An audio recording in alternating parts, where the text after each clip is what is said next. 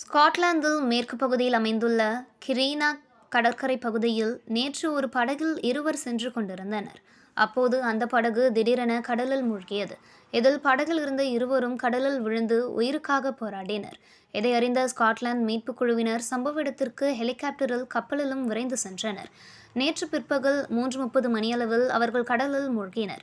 அவர்களை தேடும் பணி தீவிரமாக நடைபெற்றது. இருப்பினும் இரவு 10 மணி வரை அவர்களை கண்டுபிடிக்க முடியவில்லை. இதனால் அவர்கள் நீரில் மூழ்கி உயிரிழந்திருக்கலாம் என்று அஞ்சப்படுகிறது. இன்று காலை மீட்பு பணி மீண்டும் தொடங்க உள்ளது.